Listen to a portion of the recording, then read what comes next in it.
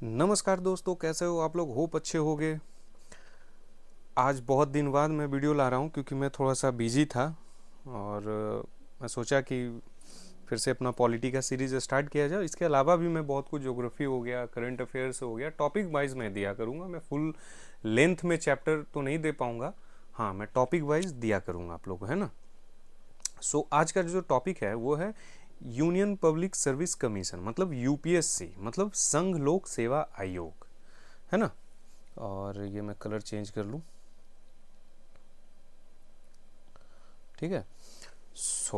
देखिए पहले समझिए ना कि जो आप लोग जो आईएएस, आईआरएस, आईआरटीएस और आईएफएस जो आप लोग बनते हो, तो ये एक पोस्ट मिलता है आप लोग को, कैडर वाइज पोस्ट मिलता है। बट हर चीज़ का ना एक सिस्टम बना हुआ है।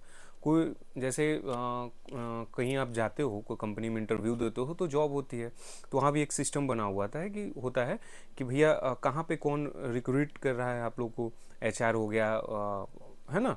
उसी तरह यूपीएससी जो है ना, एक बॉडी है जो मतलब हायर करता है आपको, और हायर करके ये एक देश के सबसे अच्छे और बड़े जॉब के लिए आपको वहाँ पे आपको सर्व कर देता है, और आपको उस कैडर के हिसाब से आपको नौकरियाँ मिलती है, ठीक है। जैसे आप लोग डीएम बोलते हैं, डिस्ट्रिक्ट मजिस्ट्रेट, है ना। आईपीएस बोलते हैं, एसपी बोलते हैं, है ना।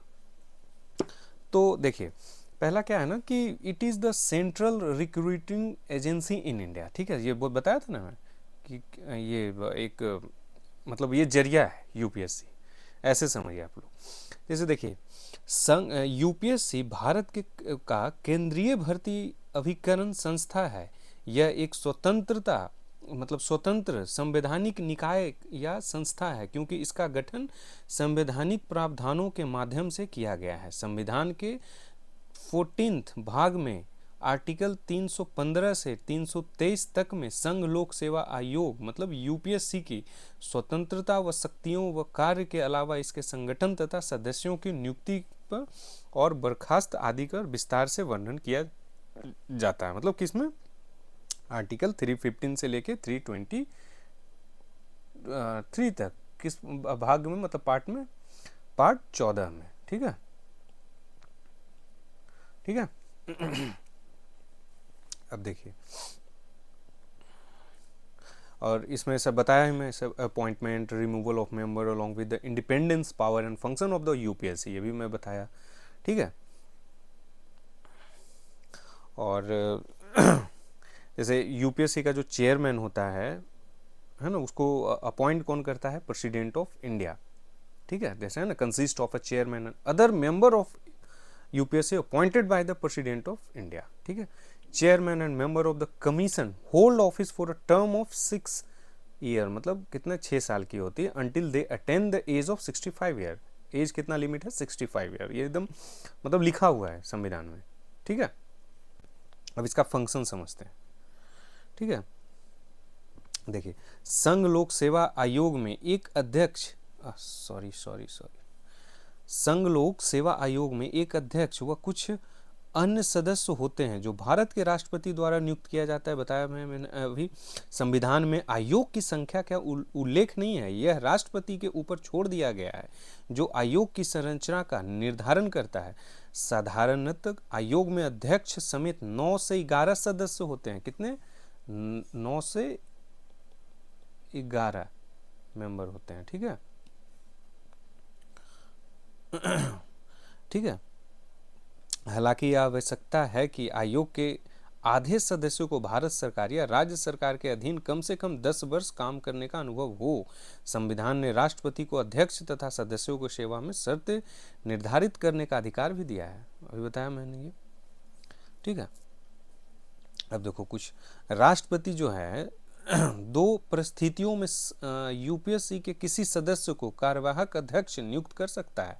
कौन कौन सा है? पहला है जब अध्यक्ष का पद रिक्त हो, मतलब खाली हो, जब अध्यक्ष अपना काम अनुपस्थिति या अन्य दूसरे कारणों से नहीं कर पा रहा हो, ठीक है, समझिएगा 2 पॉइंट,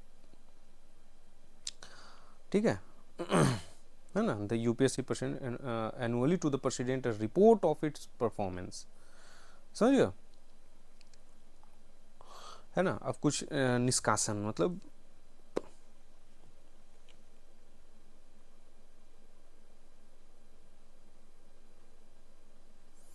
है ना, समझ रहे हो।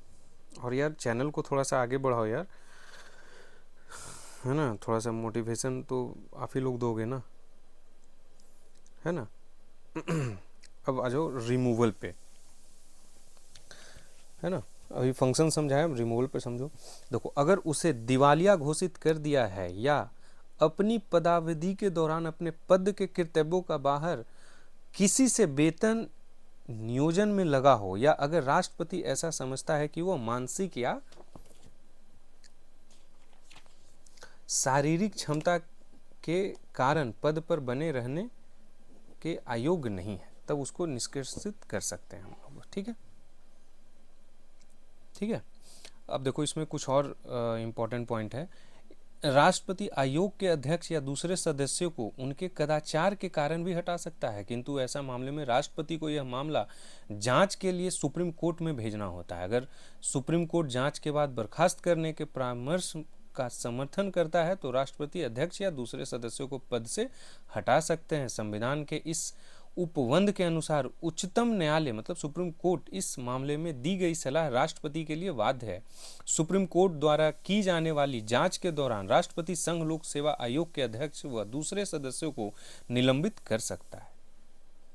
ठीक है। अब इंडिपेंडेंट ये कैसे वो मैं समझाता हूँ, है ना। देखो, संघ लोक आयोग मतलब यूपीएससी के अध्यक्ष या सदस्य को राष्ट्रपति संविधान में वर्णित आधारों पर ही हटा सकते हैं, इसीलिए उन्हें पदावधि की सुरक्षा प्राप्त है। ठीक है, वर्णित मतलब कुछ पर्टिकुलर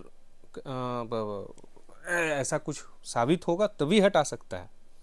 ठीक है, हालांकि अध्यक्ष या सदस्य की सेवा के शर्तों राष्ट्रपति तय करते हैं, लेकिन नियुक्ति के बाद इनमें लाभकारी परिवर्तन नहीं किया जा सकता है। संघ लोक सेवा आयोग के अध्यक्ष या सदस्य को वेतन भत्ते व पेंशन सहित सभी खर्चे भारत के संचित निधि से प्राप्त होते हैं। इन पर संसद में मतदान नहीं होता है। ठीक है, ये याद रखना इस पॉइंट को। संघ लोक सेवा आयोग का अध्यक्ष कार्यकाल के बाद भारत सरकार या किसी राज्य के सरकार के अधीन किसी और नियोजन नौकरी का पात्र नहीं हो सकते हो। अभी जैसे आप लोग खाकी द चैप्टर देखे होंगे।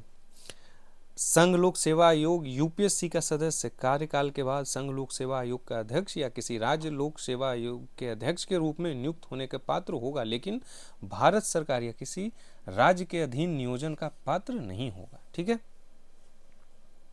अब इसका कुछ कार्य समझ लेते हैं हम लोग, है ना। देखो, अखिल भारतीय सेवा केंद्रीय सेवाओं व केंद्र प्रशासित क्षेत्रों की लोक सेवाओं में नियुक्त के लिए परीक्षाओं का आयोजन करता है। कौन करता है? यूपीएससी। यूपीएससी राज्य, दो या अधिक राज्य द्वारा अनुरोध करने को किसी ऐसी सेवाएं के लिए जिसके लिए विशेष अर्हता वाले अभ्यर्थी अपेक्षित हैं, उनके लिए संयुक्त भर्ती की आयोजना व परिवर्तन करने में सहायता करता है। यह किसी राज्यपाल के अनुरोध पर राष्ट्रपति की स्वीकृति पर उपरांत सभी या किन्हीं मामलों पर राज्य की सलाह प्रदान करता है। याद रखना इस पॉइंट को। देखो, जैसे सिविल सेवाओं और सिविल पदों के लिए भर्ती की पदोतियां से संबंधित सभी विषयों पर सिविल सेवा और पदों पर नियुक्ति करने में तथा प्रोन्नति व एक सेवा से दूसरी सेवा में स्थानांतर के लिए अनुसरण किए जाने वाले सिद्धांतों के संबंध में। ठीक है, समझ रहे हो। और कुछ इसमें ज़्यादा इम्पोर्टेंट है नहीं। जैसे ये हो गया, सुप्रीम कोर्ट ने कहा है कि सरकार उपरोक्त मामलों में संघ लोक सेवा आयोग से संपर्क नहीं करता है तो असंतुष्ट सरकारी नौकर की समस्या न्यायालय दूर नहीं कर सकता है। दूसरे शब्दों में न्यायालय ने कहा है कि संघ लोक सेवा आयोग से संपर्क करने में अनियमितता पाए जाने पर या बिना संपर्क किए कार्य करने पर सरकार के निर्णय को अमान्य नहीं ठहराया जा सकता है। ठीक है, अब इसका कुछ लिमिटेशन जान लेते हैं, है ना, सीमाएं। देखो, पिछड़ी जाति की नियुक्ति पर आरक्षण देने के मामले पर, ठीक है, सेवाओं व पदों पर नियुक्ति के लिए अनुसूचित जाति व अनुसूचित जनजाति के दावों को ध्यान में रखते हेतु किसी पद के लिए अस्थायी या अस्थापन नियुक्त अगर वह व्यक्ति 1 वर्ष से कम के लिए पद धारण करता है तो राष्ट्रपति संघ लोक सेवा आयोग के दायरे से किसी पद, सेवा व विषय को हटा सकता है।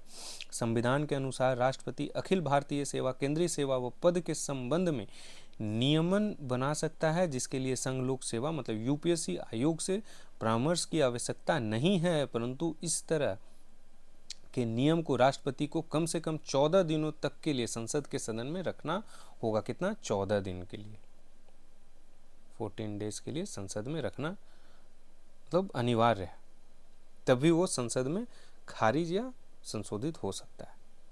रोल क्या होता है, आज देखते हैं। देखो, संविधान आशा करता है कि संघ लोक सेवा आयोग भारत में मेरिट पद्धति की प्रहरी है, मतलब मेरिट पे ही जॉब लगता है ना, मेरिट पे ही हम लोग करते हैं ना, ऐसा तो नहीं घूस लेके नौकरी मिल रहा है। ठीक है, इसके तात्पर्य है कि प्रोन्नति या अनुशासनात्मक विषयों पर संपर्क करने पर अखिल भारतीय सेवाओं में केंद्रीय सेवाओं ग्रुप ए व ग्रुप बी में भर्ती व सरकार को सलाह देने से संबंधित है। सेवाओं में वर्गीकरण, वेतन या सेवाओं की स्थिति, कैडर प्रबंधन, परीक्षण आदि से इसका कोई संबंध नहीं है। समझे? जैसे ये है ना ग्रुप ए, जैसे इसको हम लोग watchdog of a merit system बोलते हैं, है ना। इस तरह के मुद्दे में कार्मिक व परीक्षण विभाग, कार्मिक जन लोक शिकायत व पेंशन मंत्रालय के 3 विभागों में से एक देखता है। जहां यूपीएससी भारत में एकमात्र केंद्रीय भर्ती अधिकरण एजेंसी है, वहां कार्मिक व परीक्षण विभाग भारत का केंद्रीय कार्मिक अभिकरण है। समझ गए? अब देखो, the emergence of central vigilance commission CVC in 1964 affected the role of UPSC in disciplinary matter. तो क्या है, 1964 में केंद्रीय सतर्कता आयोग के गठन के अनुसार अनुशासनात्मक विषयों पर संघ लोक सेवा आयोग के कार्यों को प्रभावित किया। ऐसा इसलिए क्योंकि सरकार द्वारा किसी नौकरशाह पर अनुशासनात्मक कार्यवाही करने से पहले दोनों से संपर्क किया जाने लगा। समस्या तब खड़ी होती है जब दोनों के सलाहों में मतभेद हो। चूंकि संघ लोक सेवा आयोग एक स्वतंत्र मतलब इंडिपेंडेंट है,